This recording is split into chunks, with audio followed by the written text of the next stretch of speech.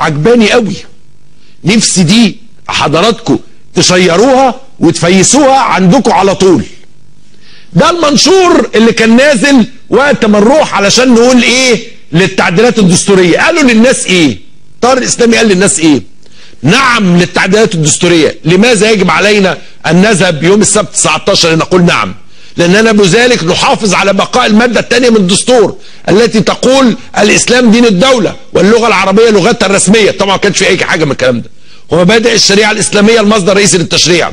وماذا سيحدث اذا لم نذهب؟ سيتم سقوط الدستور الحالي ووضع دستور جديد ينص على ان مصر دوله مدنيه. يا خرابي! وما هي الخطوره في ذلك؟ الخطوره ان بلدنا ستصبح بلا دين، كلنا هنبقى كفره، وعليه سيتم منع الاذان طبعا كما حدث في سويسرا، واحنا نطول نبقى زي سويسرا.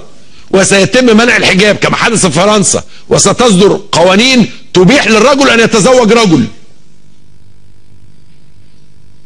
لو ما كناش قلنا نعم كان في رجاله هيتجوزوا بعض. ورايح فرح مين النهارده؟ احمد وابراهيم هيتجوزوا، عقبال عندك.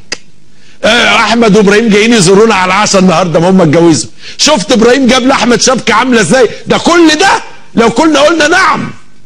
طب شفت احمد وابراهيم جابوا عيال زي الفل ازاي؟ لو كنا قلنا لا. كما حدث في فرنسا تصدر قوانين تبيح الرجل ان يتزوج بالرجل والمراه ان تتزوج بالمراه كما حدث في امريكا. مديحه وسهير اتجوزوا، احلى قعده بقى، انا احب كده.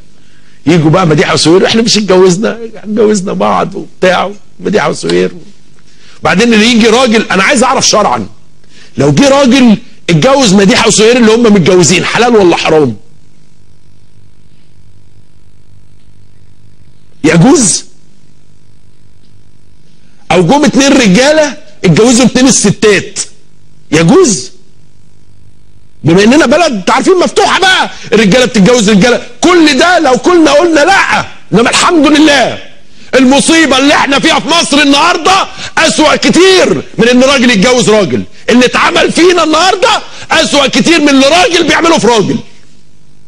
للاسف يعني كان جواز راجل لراجل ارحم كتير من اللي بيتعمل فينا النهارده.